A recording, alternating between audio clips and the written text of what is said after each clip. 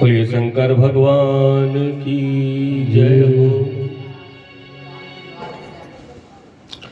किसी समय सांकलायन मुनि के पुत्र ऋषि शिलाद ने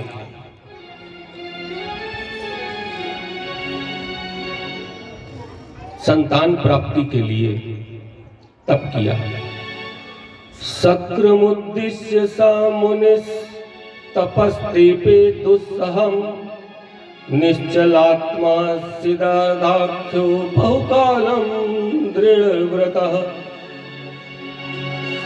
इंद्र देवता की आराधना की, तपस्या की, और जब इंद्र देवता प्रसन्न हुए, शिलाद मुनि के आगे प्रकट हुए, तब शिलाद मुनि से इंद्र देवता ने कहा कि हे मुनि,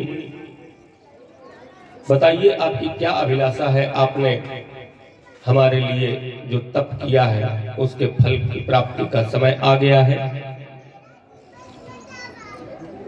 तब शिलाद मुनि ने कहा, सत्कृतो सुरेशान संतुष्टो यदि में प्रभो। यदि हे इंद्रदेव आप मुझसे संतुष्ट हैं तो पुत्रम दास्यामि पुत्रार्थिन्यो निजं मृत्यु संयुतम अन्यथा ते न दास्यामि मृत्युहीना न सन्ति वै। हे इंद्रदेव, यदि आप मुझ पर प्रसन्न हैं तो मुझे अयोनिज अर्थात बिना स्त्री के जो संतान हो और मृत्युहीन जिसकी कभी मृत्यु न हो ऐसी संतान मुझे दीजिए। मृत्यु युक्त वाली संतान मुझे नहीं चाहिए। तब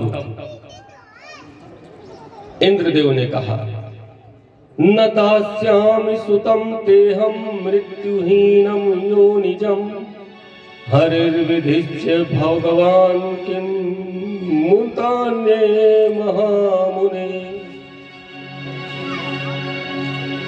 हे मुनि, अयोनिज पुत्र जिसकी आपने याचना की है वह तो ब्रह्मा विष्णु भी नहीं दे सकते, मैं कैसे प्रदान करूंगा।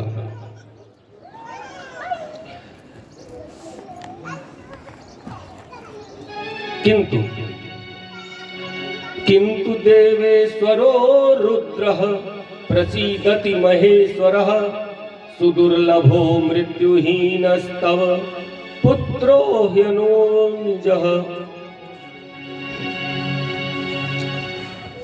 यदि भगवान रुद्र प्रसन्न हो जाए तो वह आपको मृत्युहीन पुत्र दे सकते। इंद्र देवता का आशीर्वाद लिया शिलाद मुनि ने और भगवान शिव के तपश्चरण के लिए उन्होंने प्रस्थान किया।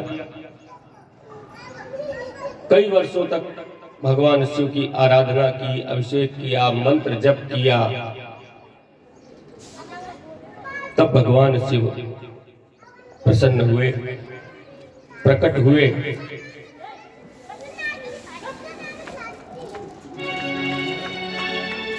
इतनी तन्मयता के साथ में शिलाद मुनि ने तप किया था कि उनका शरीर में दीमक तक लग गए थे। एकांत में समाधिस्थ होकर के भगवान शिव से जुड़े थे और भगवान शिव ने जब इतने कठिन तप को देखा तो प्रकट हुए और अपने कोमल स्पर्श से शिलाद को पूरी तरीके से स्वस्थ कर दिया और कहा कि हे शिलाद, बताओ तुम्हारी क्या इच्छा है, क्या तुम चाहते हो।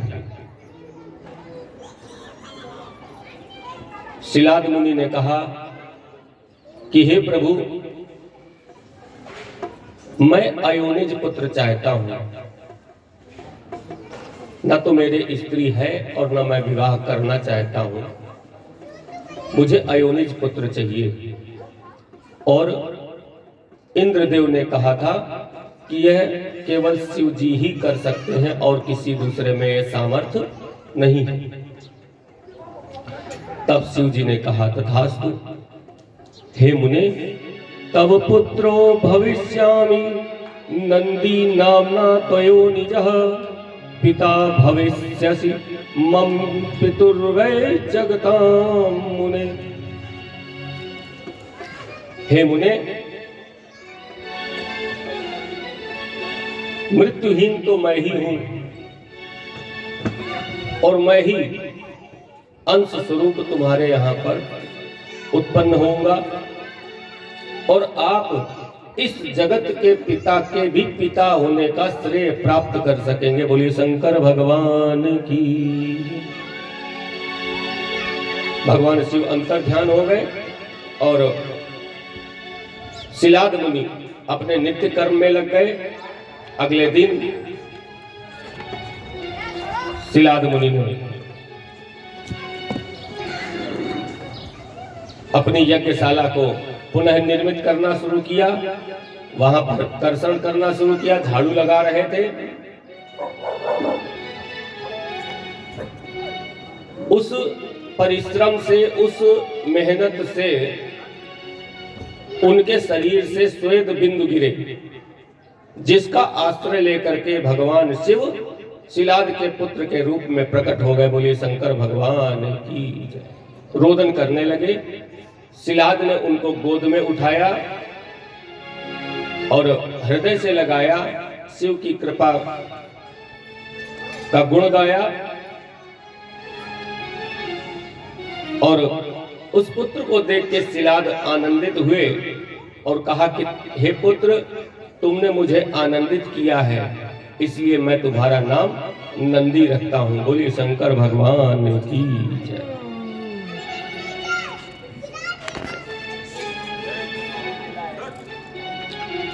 शिलाद मुनि ने अपने पुत्र नंदी के सारे संस्कार किए। धीरे धीरे वे बड़े होने लगे। 5 से 7 वर्ष की अवस्था तक शिलाद मुनि ने उन्हें वेद वेदांग का ज्ञाता बना दिया।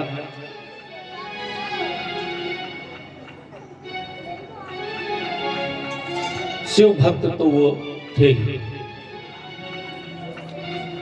एक समय मित्रा वरुण नामक ऋषि, मित्र और वरुण 2 ऋषि, ये दोनों जो हैं सांकलायन शिलाद मुनि के यहाँ पर आए। उन्होंने नंदी को पिता की सेवा में देखा, सदकार्यों में देखा, बड़े प्रसन्न हुए। शिलाद को बुला करके मित्रा वरुण ने कहा, हे मुने, आपने बहुत ही अच्छी शिक्षा अपने पुत्र को प्रदान की है, लेकिन इसकी आयु बहुत कम है। ये 12 वर्ष से ज्यादा संसार में नहीं रहेगा। इतने तप के बाद में जो संतान प्राप्त हुई, उसके बारे में यह सुनकर के शिलाद मुनि तो विभल हो गए और यह भी भूल गए कि भगवान शिव ने वरदान दिया था और मैंने मृत्युहीन पुत्र प्राप्त किया था, तो उसकी मृत्यु कैसे हो सकती है, यह भी उनको याद नहीं रहा, भूल गए और रुदन करने लगे। मित्रा वरुण चले गए। नंदी ने अपने पिता को संभाला और पूछा कि क्या बात है पिताजी, आप इतना विभल होकर के रुदन क्यों कर रहे हैं? कहने लगे, पुत्र, बड़े यत्न से तुमको मैंने प्राप्त किया था भगवान शिव से, और ये ऋषि बता गए हैं कि तुम 12 वर्ष से ज्यादा जियोगे नहीं। नंदी का भरोसा देखिए, विश्वास देखिए कि अपने पिता से कहा कि हे पिताजी, आप चिंतन ना करें,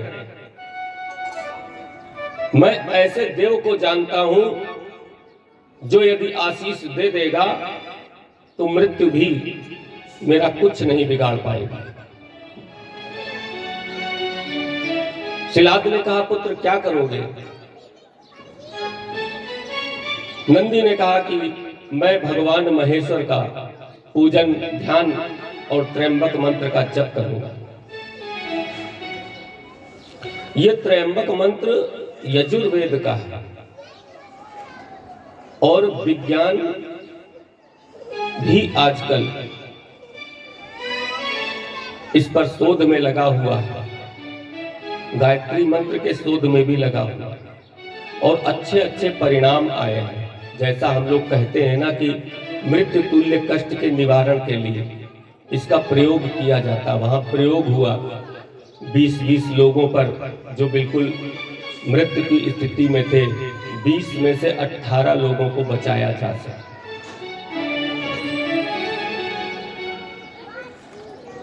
तो उसी त्रयंबक मंत्र का जप जो है नंदी ने प्रारंभ किया, तपस्या प्रारंभ की।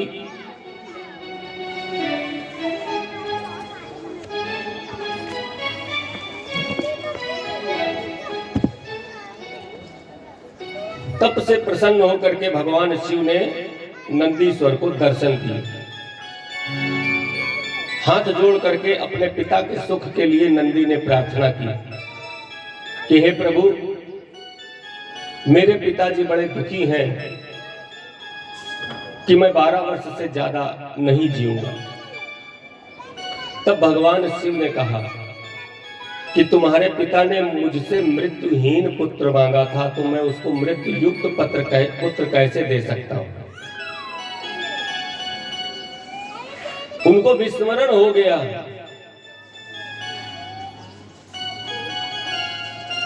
दूसरी चीज, तुम मेरे अंश हो, अब तुम्हारी मृत्यु संभव ही नहीं है।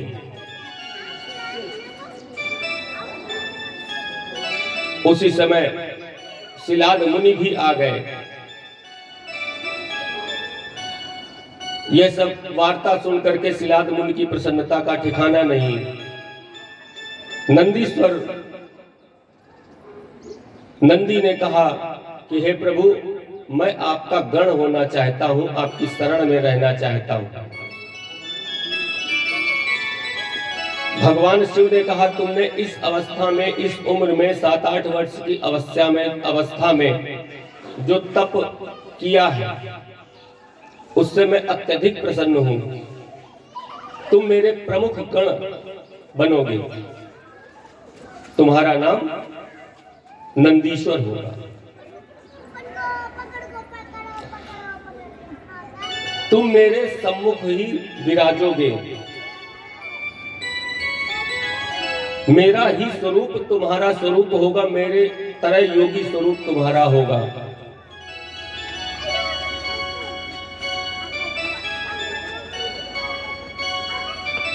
यह वरदान प्राप्त कर नंदीश्वर प्रसन्न हुए। तब तक माता पार्वती भी वहां पर प्रकट हो गई और नंदी को हृदय से लगाया। शिव ने कहा, पार्वती, ये तुम्हारा पुत्र है, अब इसको अपने सानिध्य में लो। माता ने अंक में भर के नंदीश्वर को आशीष प्रदान किया और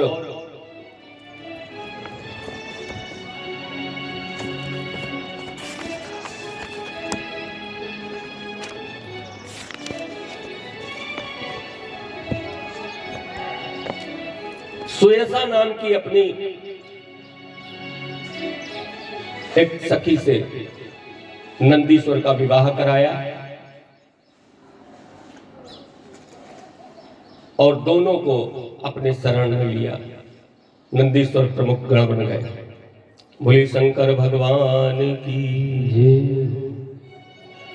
एक विशेष बात,